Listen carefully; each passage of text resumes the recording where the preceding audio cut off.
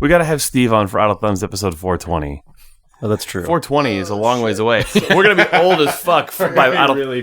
Yeah. We're more than halfway there, though. What if we make it to episode 420? What do we do with ourselves? Smoke weed every day. Oh, yeah, that's true.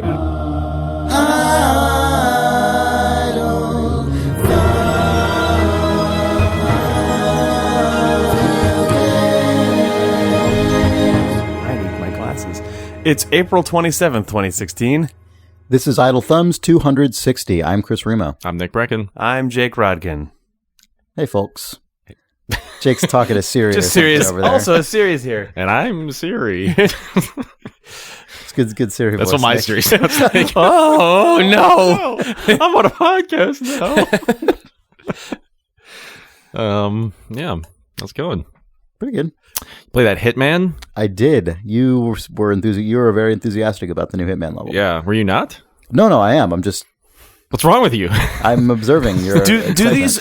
Has a naming convention emerged yet, or is this just that new Hitman? I think they're just named after the city. Yeah. This is set in an Italian city called Sapienza. Yeah. I think. Okay. Yeah. Which is basically a resort town that is the home of a huge compound owned by this like rich weirdo who's also like a biochemistry genius, and you have to assassinate him. Mm-hmm. So that last part is less of a surprising factor. Behold a life. Yeah. Behold the works of this man, this amazing thing. Kill him. He's a bit of a nutcase. So Yeah. He's creating a crazy virus that's like bad. Yep. It's good that it's justified. Yep, exactly. It's good that he's In doing the complex tapestry, the complex moral universe. Yeah. You're really rooting for him. Of the Hitman of world. You have to sort of weigh the factors about this man's positive contributions to biochemistry. That's why and when you his potential destructive tendencies, and you have to come to your own. Each player will come to his or her own conclusions. That's why Hitman, when the level starts, he's on the bench reading a paper. He's actually reading the article about all this. That's true. Yeah. Trying to make up his mind about where he sits. You don't have to kill him. The game doesn't make you kill him. You could just walk around the level forever and enjoy a pleasant day. You can just tweet about unending day. You can tweet about it? Actually, honestly, that is what I did for like my first 2 hours in this level, probably. It is so huge. It's ridiculous. It is like they've basically constructed like a tiny open world game just in this level. Yeah, it feels like a chunk of like an Assassin's Creed map or something. Yeah. It just, but with actual that's crazy. It's nuts. But with more interesting stuff in it. Oh, way more interesting stuff.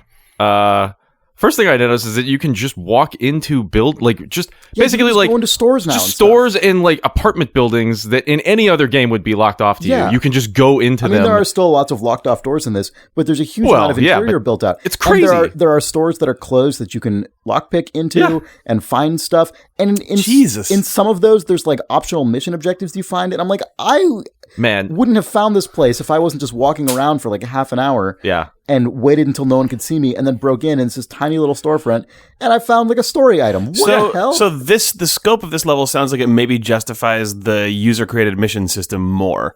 Probably, yeah. For sure. So I haven't used it on this level. Given how huge that sounds, it seems like you could just make up a different Hitman inside of this. God, did you go into the church yet? No. Oh, the church is so good. You're gonna love the church. That's the thing I was hoping you were gonna. I almost tweeted about it. I was like, no, I'm gonna let Chris find the church. No, I didn't. The church is the best. Oh man, there's gonna be some like contract in the name of the rose, just inspired contract or something, because there's like you can dress up as like a church, like an assistant kind of, assistant to the priest or whatever. And I walked in and I was like, this is a crazy church. Like this is like. This just really like textural, like Italian church. And I accidentally like drew my gun in the middle of it. Oh, no. And then there were just like church like bodyguards. So then I just punched the priest in the face. But the thing that's really exciting is that there's a confession booth, which I have to assume is one of the challenges.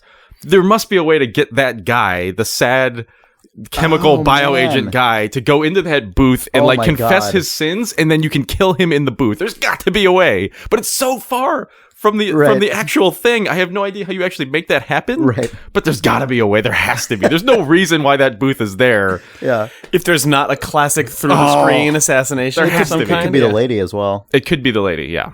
This level's nuts. I don't really even know what to make of it. I haven't even found the stupid bio lab. Like I haven't either, but I've played 3 hours of this thing, and I don't even know how to find the actual objective. Do you use the map? Yeah. Because the objectives are on the map. Yeah, I know. That's the crazy thing. I still haven't found it. It's like underneath that compound. Oh, so you know where it is, like... I know where it is. You just don't know how to reach it. Exactly. Yeah, I haven't reached it either. I've killed both of the people. Yeah, me too. I started this level 3 times now for different reasons in each case. I had to start again. And each time I've started, the way that I've gotten into the compound has been so radically different. Yeah, me too. It is really astonishing. God. The most recent really time, the most recent time I did it, I was basically the most recent time that was when I probably spent like an hour just hanging out in the sort of town part outside the compound and just being really careful.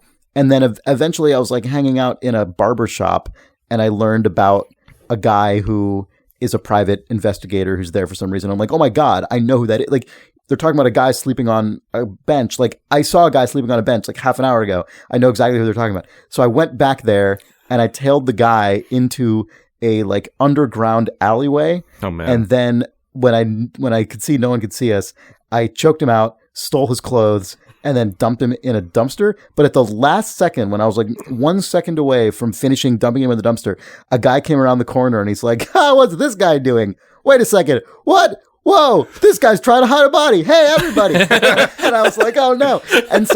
And so I immediately started just like briskly walking away. I never run in this game because I feel like it's always draws more suspicion, but I just sort of... Also just makes you feel more like the movie scene. Oh yeah, brisk walking is what it's about. Yeah. And so I'm blending. Yeah. And we were isolated enough that it took a while for other people to get there. And by the time they figured it, I don't know, but I was gone, right? I mean, seconds later. But the guy saw my face, and so it was like in the little left-hand corner of the screen, it's like compromised. I love that mechanic. Because now my description, my sort of, like approximate age and height and like facial features and everything. Bald guy with a tattoo on his neck. Yeah, have been given to the authorities, presumably. And so I'm compromised. I thought what that meant was that I was compromised in the given clothing that I was wearing. So if I changed clothes, I think that might have actually. I think when you do change clothes, not this time. I think maybe somebody saw you do that then. But yeah, anyway, no, they did not. They did not. And so I've now changed clothes in this game. I've now killed the other guy also, and changed clothes probably like 12 times by now, and I'm still compromised. So I'm just compromised in this level. So there's just a photo of your face coming out of fax machines everywhere as your assassin? I guess so. Yeah. It's really weird. Somebody probably found that body. I think the compromise doesn't end the level in terms of like people knowing your face. So I think like probably what happened is like you were like rapidly changing clothes to the point where like people were just constantly like I've found that even when I kill the like main like targets, sometimes when I dispose of them, people still find them in like weird spots. Like I assume like, oh, if I kick this guy off a ledge, everything's gonna be fine. But then there's like a little walkway like at the very bottom of that like cliff, and someone just finds him like 3 seconds later. Have you done the delivery man? The flowers? Yeah. Well, I tried. I dressed up as him and I took his flowers. Yeah. But I couldn't figure out where to go or who to talk to. Oh man, so you just walk right in through the front door.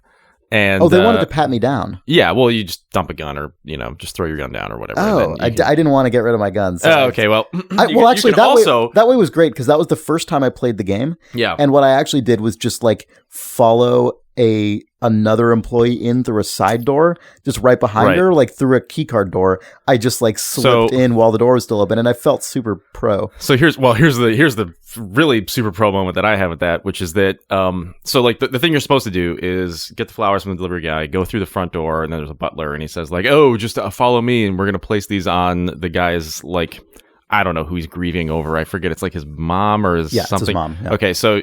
He's like, oh, we'll go place them on the grave. So you go place the flowers on the grave, and then the guy comes and sees the flowers, and then like breaks down, and then you kill him in front of his in front of the grave of his dead mother. Anyway, That's what you're supposed to do. Actually, when I did that, it was hilarious because I killed him and then tried to push him off the cliff. But, like, the animation didn't fully play. So my guy just, like, you know, like, just nudged him with his foot and then cut away. And then I turned back and he had never, like, fallen off the cliff. So he was just still laying there, like, on the edge of the cliff. And I was like, what am I supposed to do? There's no physics system at this point. Like, there's no way to, like, push him off. I was, like, shooting everything, trying to, like, knock him off the cliff, and nothing worked. And then a guy just came and saw him, and he was like, what's going on here? I was like, thanks, stupid thing. Anyway, so the thing you're supposed to do is that. The thing I did, though, is I didn't want to lose my gun. So I was like, okay, there's got to be a way to not lose your gun. So that lady that you followed in, she has a brother who's living on the third story. Like half an hour in that guy's apartment last night just hanging out. It's so good. Yeah. So like, yeah, he's a schlubby kind of lazy brother she got him a job. And it's his first day at work, and he doesn't want to like get out of bed. Of course, the reason you find out that he doesn't want to go to... He's playing the last Hitman game on his computer. Did you notice that? No. Yeah. He's like, oh man, I'm 5 more minutes. I'm coming to work. It's cool. Thanks for the job anyway. See you later. And then like, if you go up into his apartment, he's just got Hitman Absolution on his computer. Oh my god! And why wasn't it Hitman Go on his iPad? I know, it really should have been. But so, why wasn't he playing your Hitman game and watching himself be killed on his own screen? What the? Super hot. So the thing you're supposed to do is just ring the doorbell, and then he comes out, and then you follow him in. But I was like, oh, I've got these flowers. I'm a delivery man. I'll just see if I can, like, deliver the flowers to this guy. So I pulled the flowers out. He's like, oh, I think you got the wrong apartment. This probably isn't for me. I'm a sad person that never gets flowers. It's good that he responds to it. Yeah, I was like, oh, okay, cool. So then I went in, and because his apartment has a ledge that you can actually, like, if you go out his window, there's a way to just amble across his rooftop and then grab the ledge of the other building that you're supposed to get into. And so I basically snuck in as the delivery man with my gun. Did you kill and that the flowers? No, I just You're kind of like, oh, sorry, the delivery is for this guy across the alley. Can I just go through your window and just jump across? It's fine. I know you're a sad guy who doesn't usually get flowers. They're not for you. They're not for you. I just need your balcony. I would never give you flowers, but I would like to use your balcony so I can give these flowers to a more deserving person. Nice. I need to use your balcony. So yeah, you can just get in there with your gun as the delivery man and then still place the flowers and do everything else normally. That's cool. Yeah, it's really, really good. Yeah, this level is just insane. I just feel like, I feel like this entirely justifies the episodic thing for me, because I actually ended up playing the first episode a ton. Like, I unlocked all of the challenges eventually, which I didn't think I was going to do.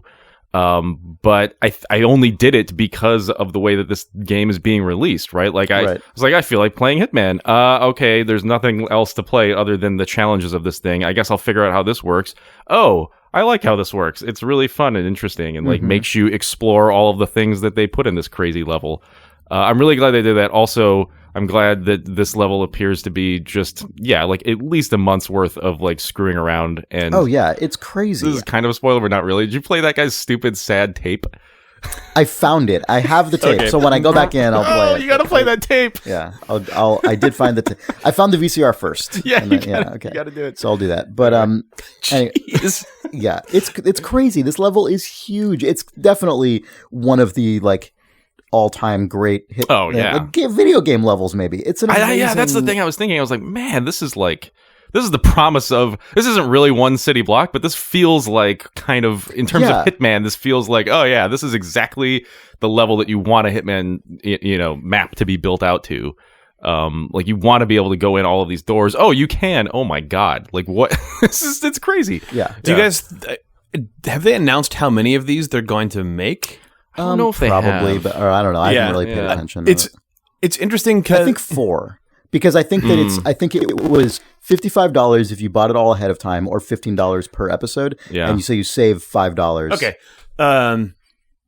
I wonder, I mean, if the reception to this level is good, which it has been. I looked online. People are like the Hitman fans are super happy. I wonder if if the subsequent 2 are, it seems like they might actually create a situation for themselves where Hitman the game builds up over time the way that like buzz around a good TV show does, which I think is not usually what ends up actually happening with episodic games. Like the pilot gets a lot of hype, right? But like the fact that the second one is like, this is actually the Hitman level that you've always wanted one to be, Nick Brecken.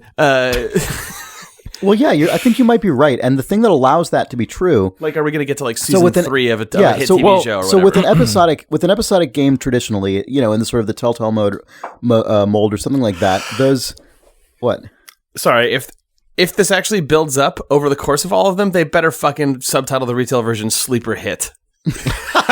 Oh man! Sorry. Anyway, go ahead, Chris.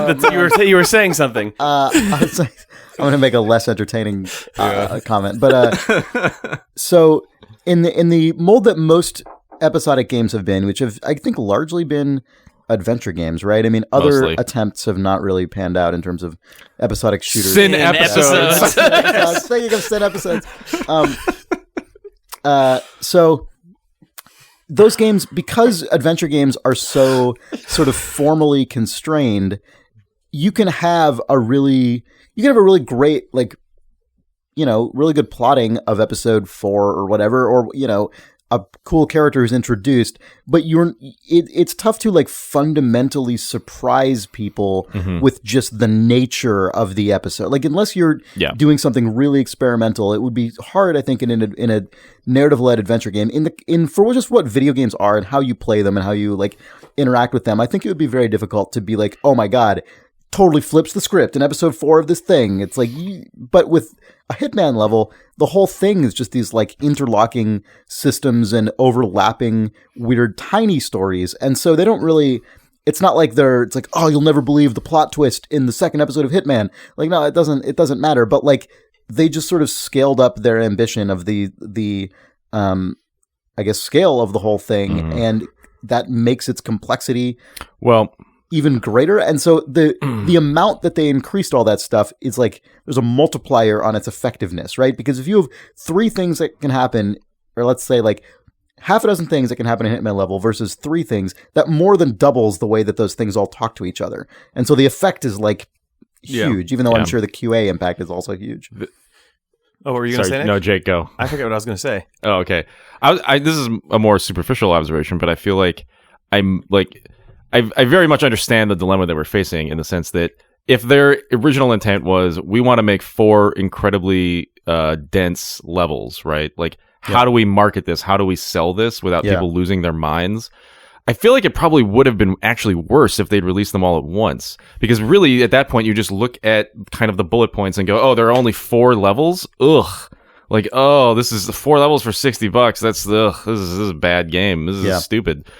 And, there was backlash when they announced it as an episodic thing, but I feel like by releasing it in this steady drip, they force people to look and realize what this thing actually is. Yeah, if they do it right, by the time the game is 100% released, it will have a reputation for being really like the breadth and depth of the game will be fully realized and discussed by the time the full $60 Hitman is actually all out. Which is, it feels like lot of games are just morphing into this, but more slowly, or at least like, I guess we've been moving in this direction. Yeah, we've been moving fully in this direction, and I guess this one is the first like in this category, like fully in this category. But it feels like games like, multiplayer games like, I guess, like the Star Wars game or whatever, you get the season pass, and people are just kind of, they know like, oh, if the first wave of this doesn't fully please me, surely like, whatever, the second DLC will. Thinking about the entire Hitman, like,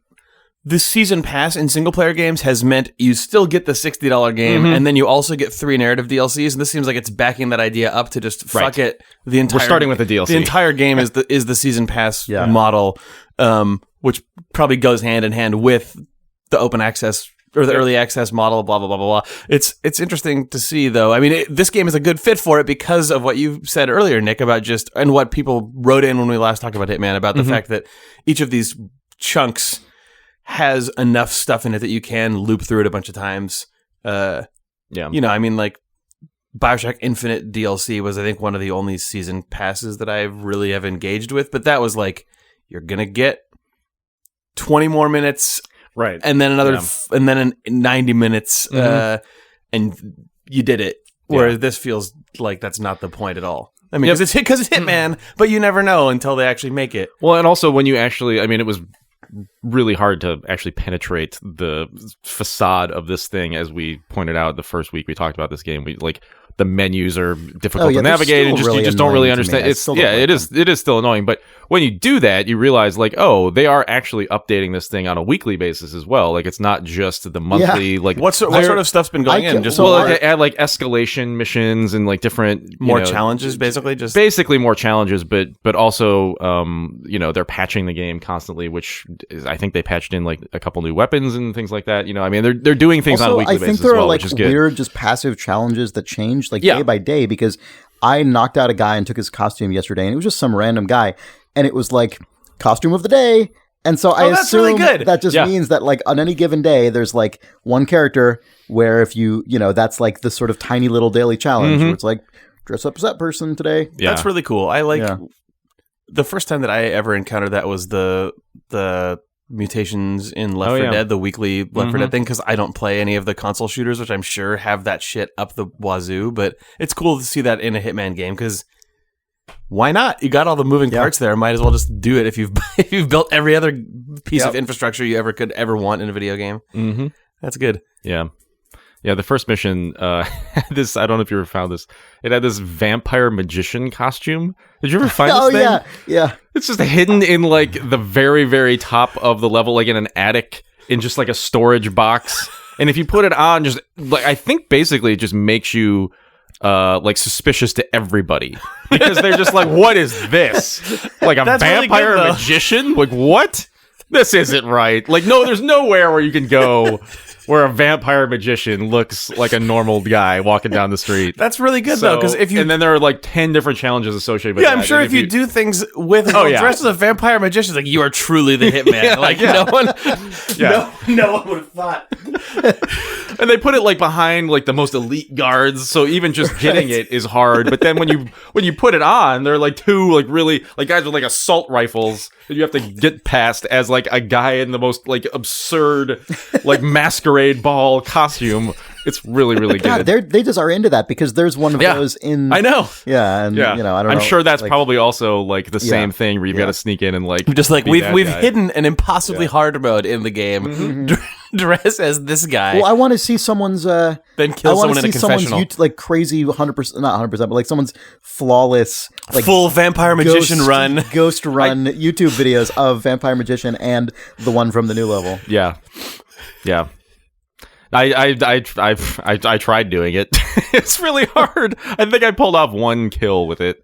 But then, there's so many NPCs in these levels. It's actually like, it's so, I mean, that's the other thing. I feel like just looking at Hitman, the series, and looking at like Blood Money, which is the thing everybody compares this game to, they couldn't even like just technologically speaking, they couldn't have done like the sort of like mission structure that they're doing in these games, because they just couldn't support the scenarios just based on the number of NPCs that are walking around that this game does. Like that whole compromised mechanic really only works because if you walk outside and there are like 20 guys there, you're just, if there were 2 guys there, you could probably just wait until their heads turn. You know what I mean? But like this really is just what you wanted Blood Money to be.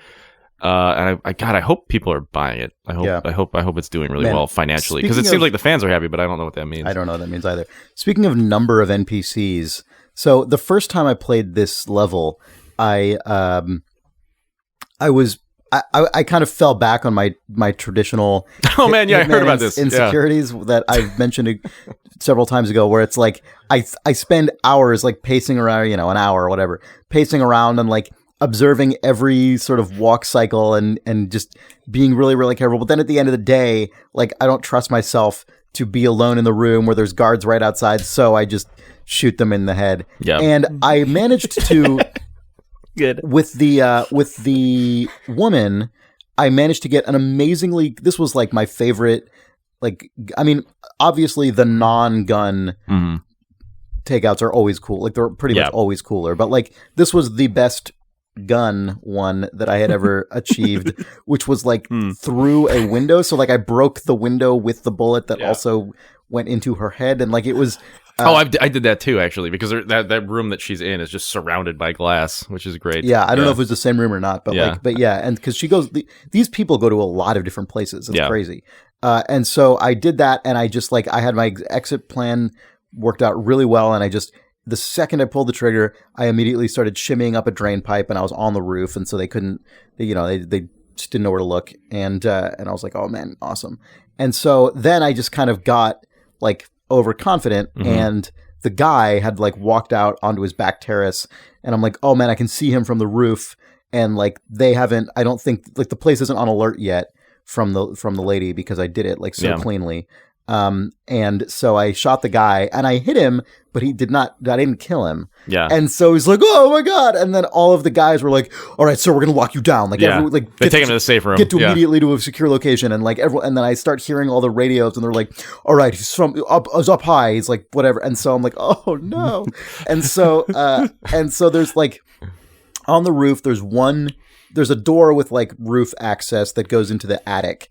And so two guys, I'm using the I know that room, yeah. Batman kind of vision thing to see, I forgot that's in there. Yeah, I forgot for a long time that's level 2, but to see when enemies are coming, oh fuck, there's two guys coming. So they pop out onto the roof, and I hit both of them. I headshot both of them with my silenced pistol, so at least my location isn't revealed instantly, and I'm like, oh my God, okay. So I just sort of, I'm killing time because I'm not sure what to do, and I'm not sure if, how active the place still is. And so I go back over the ledge to see if the guy is going to come out yet. And as I do that, a guy's like, there he is! He's a white guy, he's dressed like us. Because I was wearing the one of the guard outfit. He's like, there he is, he's up there. Basically, for the next 45 minutes, I'm just standing there on the roof, just picking off these guys one by one as they file through the roof access door. The part when I really screwed myself was when I was starting to run low on ammo for my silenced pistol. So I went over to this mound of, at that point, probably about a dozen guys piled up outside the door, and picked up a bunch of guns. And when I did that, it just, the thing you've just picked up automatically switches to the thing you're holding now. So it was a non-silenced, just really loud handgun. And so at that point, the next shot I fired, because I didn't think about this at happened, was really loud, and they're like, shots fired, there he is. And so now it's just streams of guys coming out, and I'm just killing them through the choke point of that door. Through the choke point of that door. Yeah. And the thing so at this point, what starts happening? There's there's a klaxon, and it's a hilarious European alarm. So it's this weird sound. It's meh, meh. And it sort of sounds like an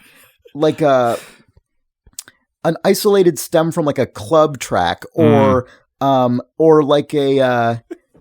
weird stylized this is an emergency that you would get in sort of a stylish action film, where it's it's intended to represent the just overwhelming bleakness of the situation. Like Alien or something, or or a less outrageous version of the siren from Kill Bill, or something where it's just oh, this is now dominating the entire soundscape. Yeah. Because all I could hear was these guys going ugh, and meh. And I'm like, oh no. And then the more of these guys I kill, the more it starts to tank the frame rate of the game, because all of these guys are all on top of each other and all intersecting with each other, and so their bodies are all doing these, I assume, just physics calculations, and it starts to did it start writhing and stuff? Did you get a rigid body Rat King out of this? It was not quite rigid body Rat King. It was just a big pile of tiny little movements. And it started to get to the point where the game was running at 3 frames per second because there were so many calculations going on, but the audio engine was clearly running on a separate thread. And so the entire time it's just, it's perfect unbroken, wah, wah. And my guy is like perceiving the world in basically slideshow. God, where it's like I have to move my mouse a tiny little bit because I know that like 5 seconds later it's going to catch up and move my aim that much. So I can't ever move the mouse very much or I'll like spin around wildly. So I basically have to keep my cursor, my like crosshair like centered right where I know their heads are going to be. And then as they come out, I just mash the mouse button and then I have to reload and everything is delayed and fractured. And like almost every time now I'm taking at least 1 or 2 gunshot wounds because I can't, it's just, there's no way to do this in the like instant reaction way because everything is delayed and modulated and fucked up and this sound is playing and I'm like, oh my God, I can't do it. I can't do this. And I'm like, I hope there's finite guys on this level. Like I hope that they're like humans will like run out. And then eventually like just amidst this pile of enemies and guns and like blaring siren, eventually like 3 guys just come out and there's no way in this like my terrible destroyed world that I can actually react in real time and they kill me and I die. Man, it was horrible. I've got a couple questions for you. Yeah. How many cores does your CPU have? I don't know. Do you have like SLI video cards? Like, I don't know. What? You must have fewer than that. It seems like, you know, your PC doesn't sound very performant to me. I don't know, Jake. I don't know. Yeah. Seems like you should be able to handle at least like 70 physics bodies on any modern gaming PC worth its muster.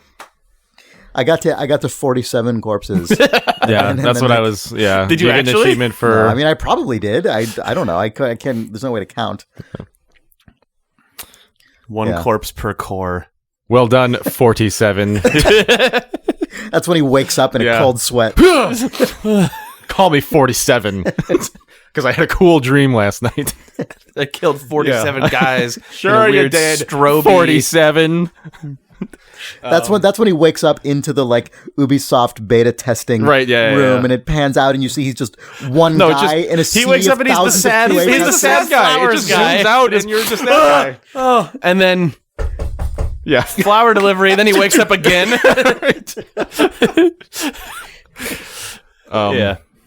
It made me think of it made me realize like I play these games basically. We can stop talking about this shortly, but like I basically play these games to the end of like I want to make the Dark Souls map, you know, the thing that Nell shared on the podcast thread last week, illustrating the sort of level structure differences between the Dark Souls games. I want to make that for Hitman. Wait, let's explain that real quickly. Sorry, that was a very brief. Nels Anderson, who hosts Terminal 7 on this network, I will probably talk about Dark Souls 2 after the break, but he posted a very contentious and like, you know, people... Sure. Dark Souls fans reacted with like varying degrees of agreement with this, some with high disagreement, but whatever.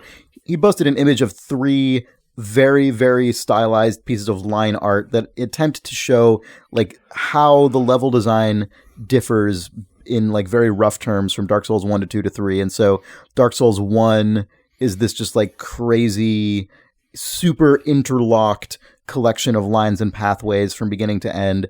And then Dark Souls 2 is basically a straight line with 4 branches sticking out of it in the middle, and that's it. And then Dark Souls 3 is basically a like relatively linear overall structure with a bunch of little side paths sticking out. It's like it's like a river that sort of breaks apart then rejoins itself over and over again. Yeah. But you want to make a Hitman of this? Well, no, not necessarily. I mean, I guess so. I feel like this level is so crazy that it would just be a hedge maze. But at the end of the day, like I almost want to see the heat map or just like the lines of me walking through these levels and just, you know what I mean? And just see my playthrough like path. Oh yeah, that'd be cool. Because I feel like I fall into a pattern and I realize this, like I basically follow one line of thought and I just kind of know that I'm doing that. And then when I hit the dead end, I often just sabotage myself. Like I basically do what you did. You know what I mean? Like I just find some like crazy way of ending my run. I could probably keep going, but I feel like, I follow that thought to completion. Yeah. I'm done. I was the flower delivery man once and I just like screwed up but nobody had really found out yet. You know, I was like, oh, they're going to find out. This is stupid. And then I just went to that garden where everybody's just hanging out, and there's just a bag of golf clubs. And I was like, I wonder if I could pick up this golf club and just like get everybody just to attack me. So I picked the golf club up, and then they didn't attack me. And I was like, all right, fine. I guess I'll just like start hitting everybody with this golf club. And I just, Jesus. They have like an animation for like, you know, just smacking everybody in the head with a golf club. It took like 10 guys before anyway, there was just a weird thing where a delivery man started randomly hitting everybody with a golf club, and then they shot me. But it made me realize, like, oh yeah, this is the way that I play these games, and I bet people play them very differently. It'd be interesting to see like the actual sort of A to B to C kind of like that'd be cool. Path Hitman like run analytics. Yeah, basically. Yeah. I would love this. I wonder if they have any kind of reporting on that. But like, regardless, it would just be interesting to kind of see any visualization of it. That would be Get the Hitman Go minimalist breakdown of the map, and then see a red line wander around it. Yeah, you'd think after making this many Hitman games, which is a type of game that not very many people make at all, you'd think they would have some kind of at least internal telemetric system that can track, even if not like publicly, at least just like for their own internal purposes. It would be really, really cool to see that stuff reflected. Especially if you can now you can make contracts, right? So it'd be really interesting if you made one and then got to see like what people did to achieve that. Like Mario Maker, death points and replays and stuff. Yeah. That'd be so good. Anyway, this game's really good. Yeah. Yep. You want to take a break? All right. Oh. Video games.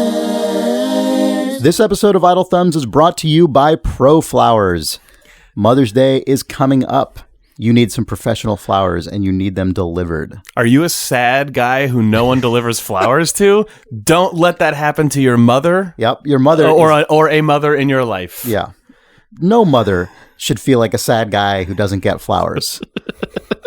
You can also get flowers for yourself if you really want. You can get flowers for yourself. If you are, in fact, in life, a sad guy who doesn't get flowers delivered to you, you can change that. Go to proflowers.com. Click the microphone in the top right corner of the screen, put in the promo code THUMBS, and you will get a new version of the page with all kinds of deals that are available to you. For only $19.99, you can get 100 blooms. That's like a ridiculous number of blooms. It's a lot of blooms. For only $9.99 more, you could add a bunch of chocolates to it. So when you're sitting in your sad apartment, never getting flowers, you can get the flowers, but also, if you order them far enough in advance, you might forget that you're the one that ordered them.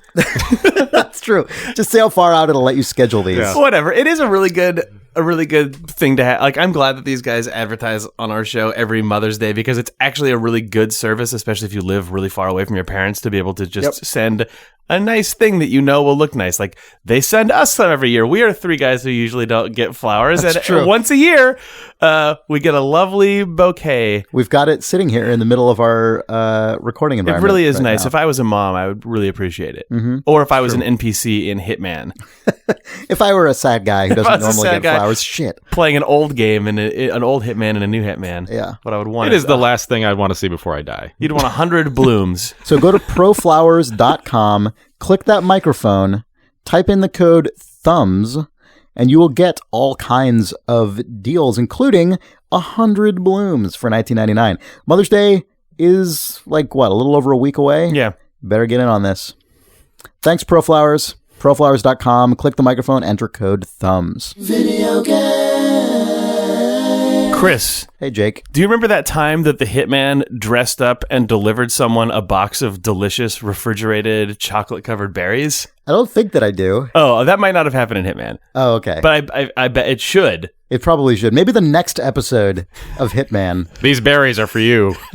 In that version, you have to actually like go up to the sad guy's apartment, go to his computer, Alt F4 out of the version of Hitman he was playing, go to berries.com, that's BERRIES.com,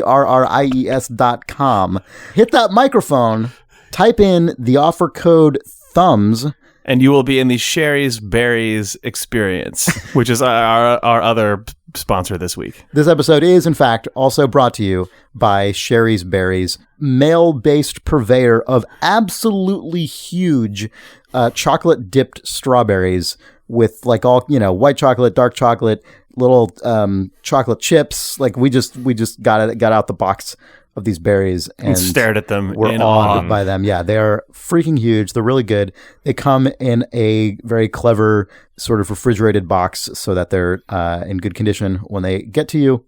And if you go to berries.com, click the microphone, type in the offer code thumbs, you can get your like big box of dip strawberries for $19.99, or you can double the berries for only $10 more. Think about how your mom's mind will be blown, or how your mind will secretly be blown when you send them to yourself when you get these. Yep. I like that the subtext of our ads for all these, not even subtext, the text is like, just send yourself all this some stuff. berries. I ordered my mom some candy. Now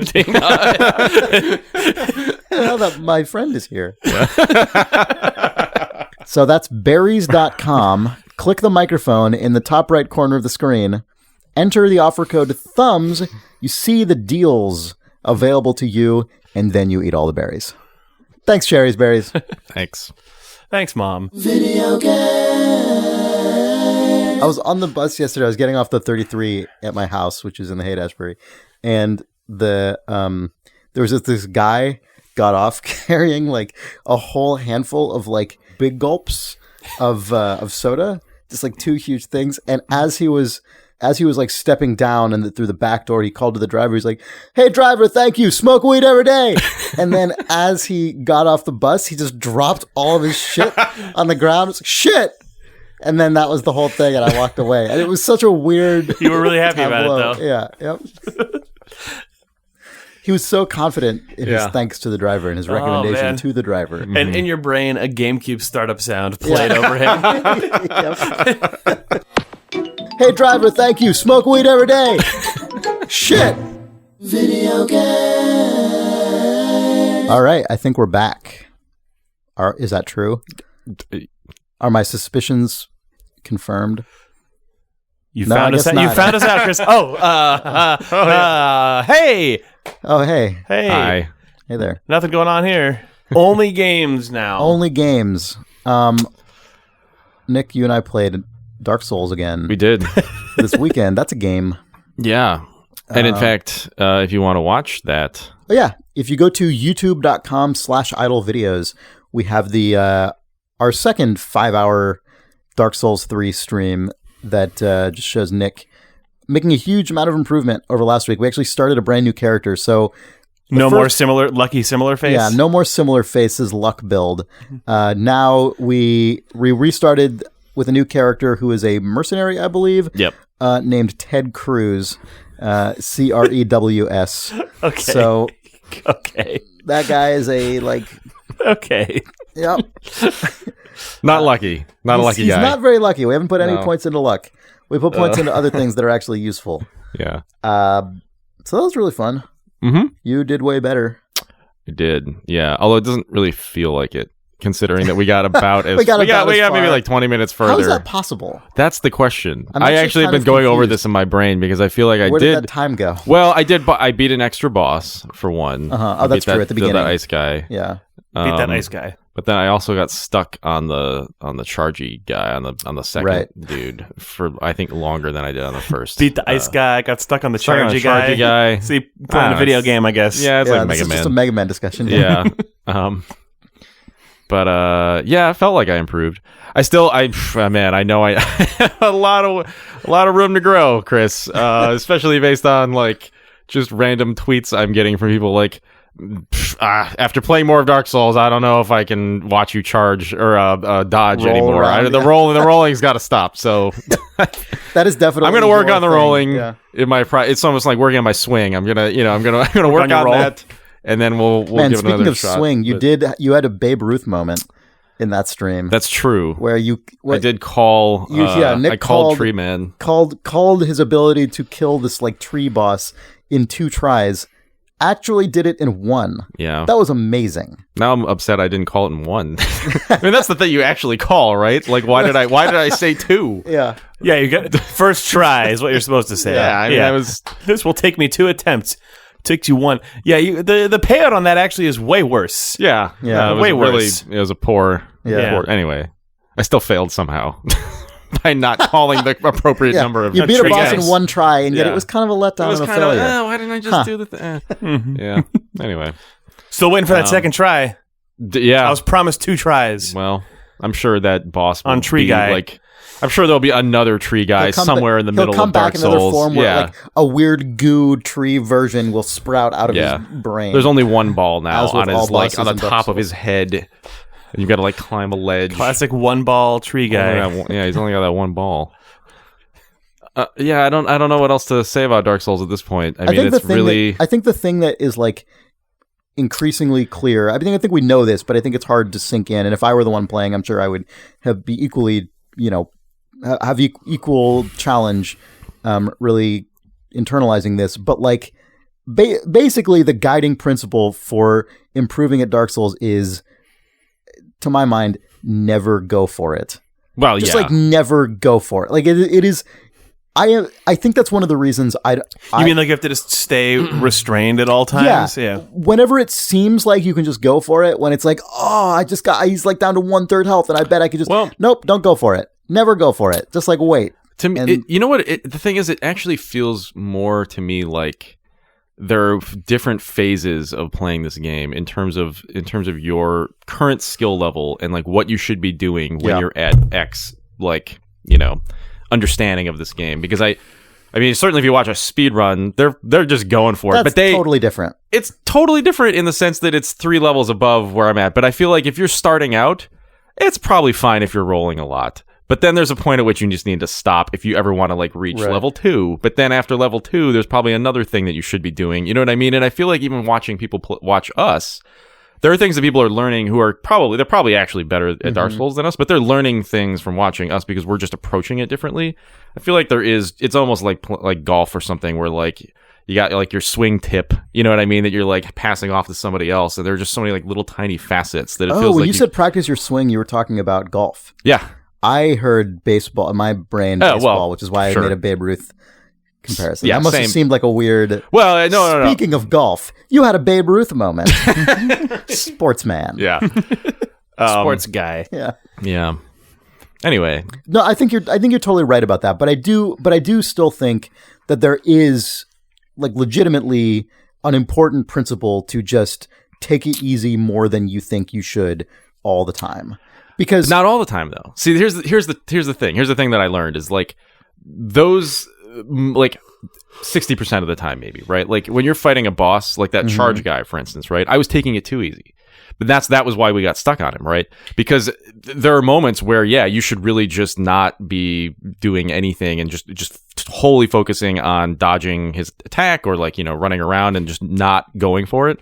But then there were moments where I like halfway through that boss fight of like trying to beat that boss fight, I looked at chat and I was like, oh God, I'm not actually going for it when I should be going for it. You know what I mean? Like that's totally. Which I know is part and parcel with like take it easy and then know when to attack. Yeah. But it's still like mentally when you're fighting that guy, it's like you have to very quickly switch between different mentalities, and I think. Whatever. It's all sort of talking about the same thing. I know what you mean. What I'm saying, I know what you mean, but like be intentional.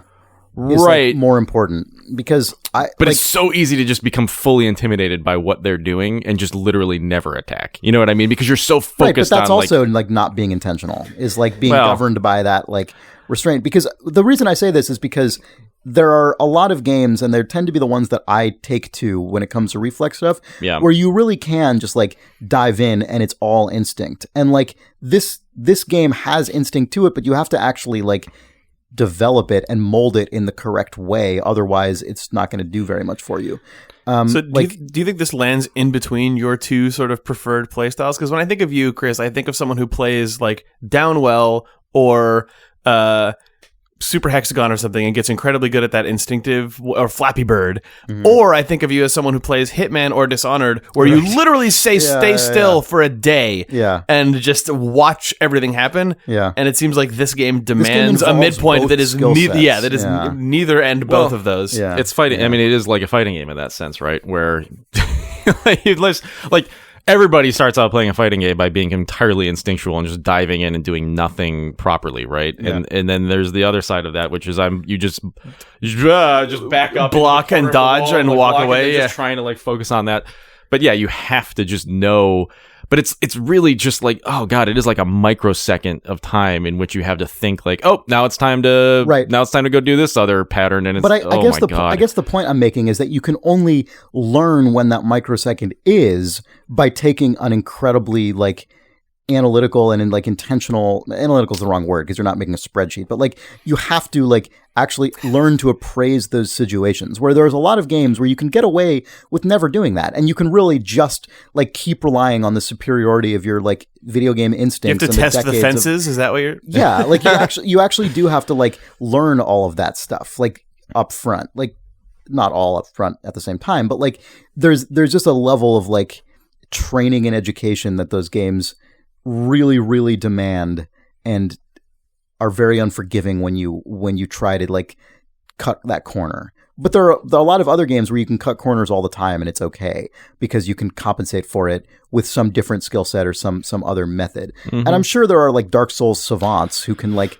I mean, I'm sure such people exist, but I think for most people, generally speaking, you really do have to learn those games in an intentional way that most games just don't actually hold you to. I think the other thing I would say though is that, and I guess this is why I'm slightly kind of not taking offense, Chris, but just sort of slightly rebounding on that is there is certainly a level of like randomness to what is occurring on screen with any given situation, you know? And I think that's the element that it's very difficult to be entirely intentional simply because the enemies aren't always, even when you know what they're going to do, they don't always do that, you know, simply because of like level geometry or just like even their patterns are sometimes randomized to an, you know, I mean, you know probably what he's going to do, but then he might just like, I don't know, there might be like a 3-second delay that you weren't expecting. And then you're just your whole thought pattern is just upended. And now you've got to switch into something else. At that point, it feels actually more like playing a live fighting game than it does something that you can actually sort of digest and fully, you know, understand like how exactly you're supposed to behave in any given situation. Because it, like, for instance, that one enemy that we've hit, I have no idea what to call these things when we play this game. Names, so it's Bendy Guy, fast dude. I don't know, but like, you know, the one guy that started to behave, he's right outside of the Firelink Shrine for people who know where that is, but he's sort of off the side of that cliff, and I never found him in the first stream. We found him in this stream. And I just immediately was like, oh my God, he's behaving just like a human. You know, like, I don't know. Oh my God. Yeah. And I just imagine that that's because whatever, his fighting algorithm is just more randomized, right? Like it's just much more unpredictable. Or there could be just a more intricate pattern that takes more observation to like discern. There's certainly a level of randomness though in the patterns. But the randomness is probably which of these things do they do? Like the randomness probably isn't actually constructing the actions. I'm guessing. Anyway. Well, I mean, yeah, yes and no, but yeah, it's still really fucking hard. I'm sure it's really hard. I'm not disputing that. Yeah. Anyway, so we're going to do another of these streams this Sunday, right? Do we have it? Yeah. Have you put that in the thread? Mm-hmm. Is there a time on it? I put 2. Okay, so 2 p.m. Pacific time this coming Sunday, which is what, May 1st? Yep. Let me just make sure that that's actually true. It is true. Okay. So Sunday, May 1st, 2 p.m. Pacific on twitch.tv/idlethumbs. Dark Souls 3. Mm-hmm, with more tiki drinks. We've made 6 different cocktails so far. So probably 3 more this time. Jake, you offered to make cocktails. I don't know if that's still I might show up and make some cocktails. All right, cool. Yeah, you either have to bring the stuff you need or let me know ahead of time so I know if I have it stocked already. I'll bring a bag of crap. Okay. I'm going to bring chocolate chip cookies. Are you going to make them? Yeah. Nice. Are you going to make them on the stream? No. Just do a secret. Maybe on like the secret pre-stream. Twitch Creative, Nick's baking cookies for tonight's Dark Souls stream. Not a bad idea. All right. All right. So yeah, that'll be cool. When Nick makes cookies. Yeah, I think so. Oh, and then you can watch the previous 2 streams at youtube.com/idlevideos, or I think they're both also highlighted on our Twitch channel, which is twitch.tv/idlethumbs. Yep. So, do we have anyone have any more video game stuff, or do you guys want to do reader mail? Let's do some mail. Let's read mail. Okay. Yeah. Sounds good to me. Let's see here. Okay, so Nels Anderson writes... Ugh. Hi, Nels. Wait, did we already read this email? Possibly. No. Yeah, if it's about the level thing, yeah. Yeah, it is. Okay. Oh. Sorry, Nels. God, I don't Nels. care what you say.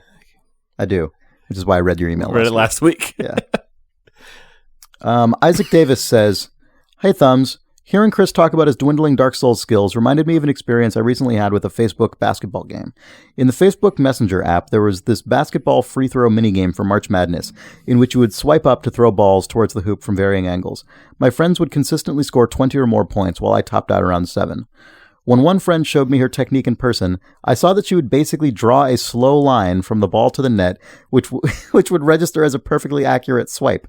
Because of my existing assumptions about action game controls, I was rushing my throws and making things more difficult on myself. Have there ever been unconventional control schemes or game systems that you couldn't figure out, perhaps because you had too much existing knowledge obstructing your perception?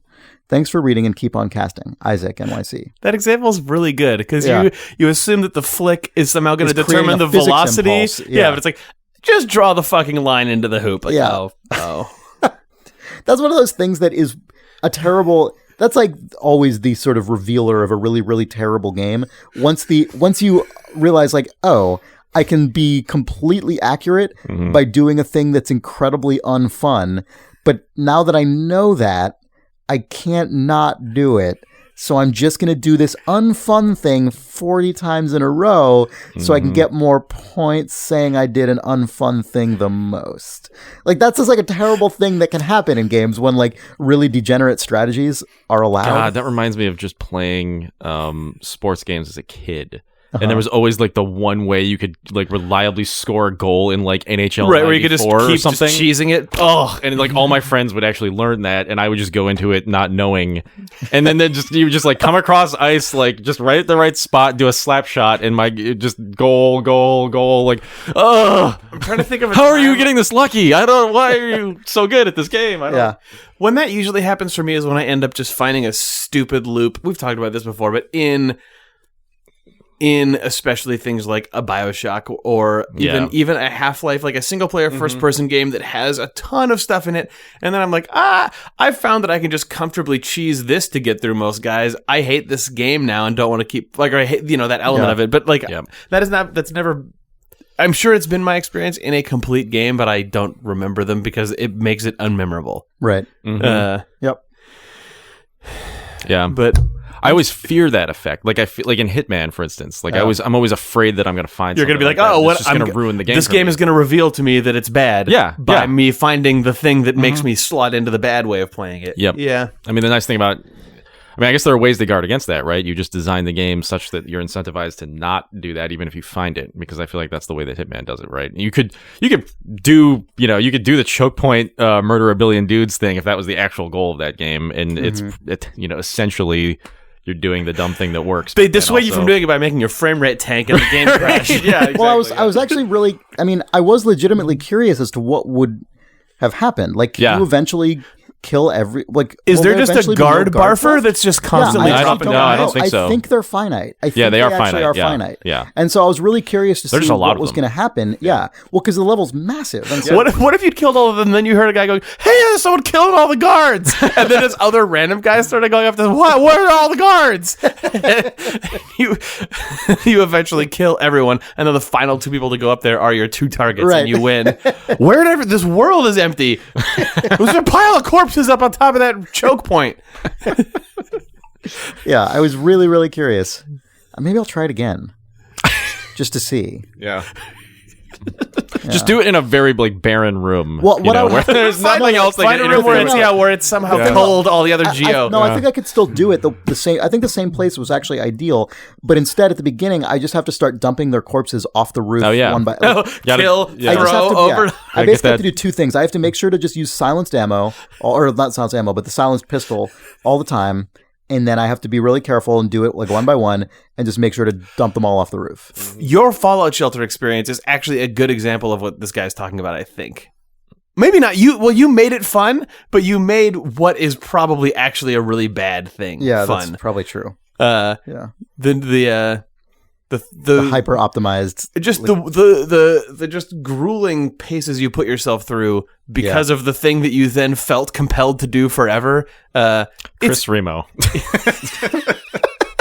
Oh no, God. You just got breckened by Brecken. You know what? I actually thought of that before I said it. I was like, you know what? I'm just going to say this because I'm the one that always gets this shit. So fuck it. Good. Yeah, it's true. I have done that a lot in games, but I can't think of what they are now. It's enjoyable for us. Yeah. I'm glad. That helps.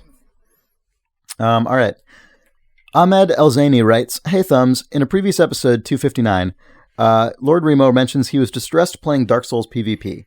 To some extent, I can attribute this nervousness to a symptom of the perceived degree of weapons, classes, and movement options available to Dark Souls veterans. Well, I'm here to inform you that there's only one best class for Dark Souls 1 PvP. I used to be an active member of the Dark Souls PvP scene, and the meta quickly discriminated against any player that wasn't a dexterity build. Conventionally, PvP is most competitive at Souls level 125 on consoles and Souls level 100 on PC. I don't know what this means anymore. Hence, over time, the community has absolutely optimized the way the game is played at higher stats.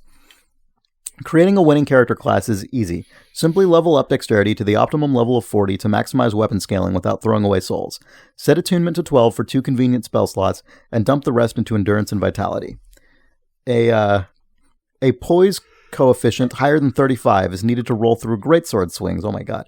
So you'll need this armor optimizer where you enter your endurance level and minimum poise to find the best armor configuration that will still allow your character to light roll.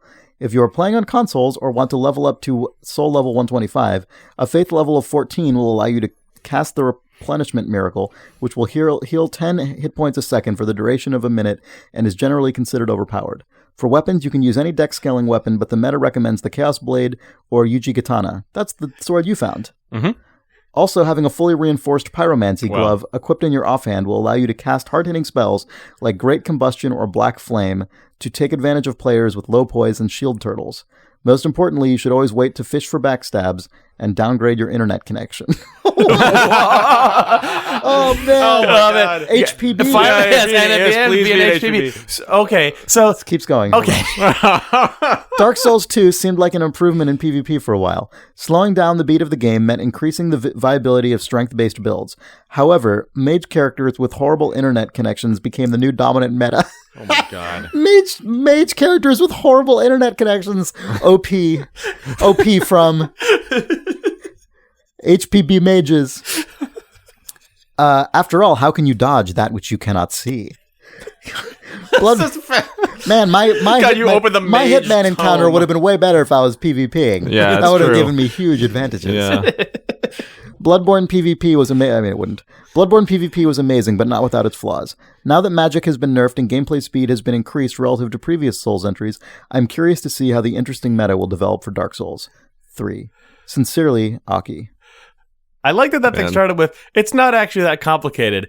Anyway, fuck.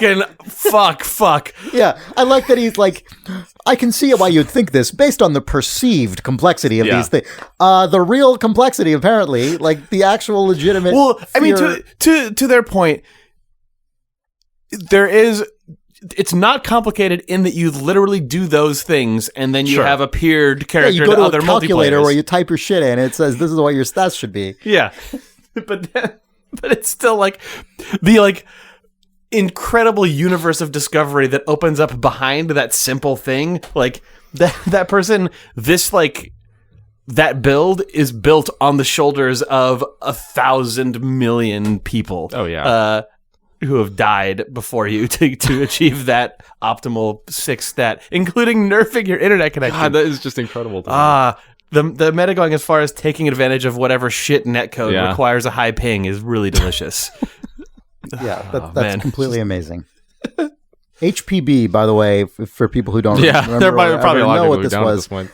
Stands for High Ping Bastards, which is the opposite of an LPB, a low ping bastard, which is what people used to I don't even remember what the purpose of these claims were. It was how you lagged. Like if you're a high ping bastard in an old game, you probably did things very similar to what you now do, which is blink around and just be so shitty that you're hard to hit with a railgun because your character doesn't have contiguous movement because your ping is so low that you would blend, or it was so high that you'd blend around. And a low ping bastard is usually someone who at the time internet connection. has an ISDN line in their house or something and can just railgun the shit out of you because they see everything. Yeah. Yep. You were only normal if you had a ping of 200. It feels like 200, 300, you're in the cool zone. No one's gonna bother you. If you're anywhere below or above that, you're just 500 or 50, 500 or 50, you're an asshole. No one ever commented on average ping bastards. Yeah. Those weren't bastards. An APB. APB. Put out an APB for this APB. For these APBs. Put out an APB for this HPB. All right. So John Artemes writes, on Dark Souls and slowing down. APB multiplayer. Sorry. Hey, Thumbs. I was there to witness the living catastrophe that was Similar Face. Midway through the stream, so this was only sent a day ago, so he may not have seen our new stream. But anyway, midway through the stream, after many calls from chat for Nick to slow down and explore, Nick commented that what we were really asking from him was to memorize the layouts of each level, under the impression that this is presumably another example of the intense fighting game-like skill Dark Souls 3 demands of its players. That is not even close to the advice we were trying to give. What we wanted was for Nick to act like Sherlock Holmes every time he encountered something new. Virtually every threat you face in the Souls game is telegraphed somehow. For example, that first armored knight that you guys encountered after the dragon. Nick kept trying to get the jump on it right after coming down from the upper bonfire and got his face stomped as a result. Had he stopped and sat there for a moment, he would have seen the knight will just calmly walk out of the room on its own every time. Oh, I know that. I knew that. Really? Yeah. I knew I could go past him. I just wanted to kill him. Anyway. Those creepy small guys in the witch hats, you can look up and see them hanging on the ceiling, lying in ambush. Even something as simple as checking around corners will often save your life. The best players are always attentive and always paranoid, and every challenge, boss or otherwise, can be beaten by staying safe until you're certain you know what you're getting into. I think that Nick is attentive and paranoid and then just ignores the third part of the advice. There are definitely times where Nick just charges into rooms. Let's not cut Nick. That's what I said. Being attentive and paranoid does not mean that you also wait. It means that you look and go, I see what's happening here. Ah! P.S. on the which I'm much more likely to do after 3 tiki drinks. But that's true. I guess he did watch the other stream because he says, P.S. on the Ted Cruz stream, both you and Nick mentioned that the reason you skip so much narrative content is fatigue. I think the sentence is incorrect. The reason you skip so much narrative content is fatigue related to working on so much of it. Could you go into more detail about that? Thank you, John. I think that was kind of a joke. Yeah. Someone in chat said, it's weird that you guys skip so much narrative stuff given that you make games with tons of narrative content. And I think we made a comment about that explains it. Or I don't know.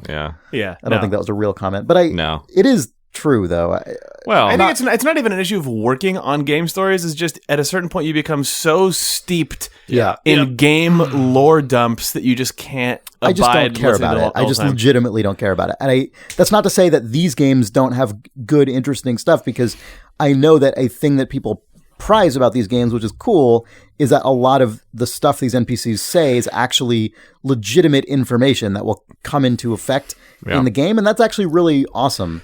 It's just hard for me to, in the moment, care about it because I've seen so much of it over the last 30 years. I had a really dumb idea for a game jam, I think, this morning.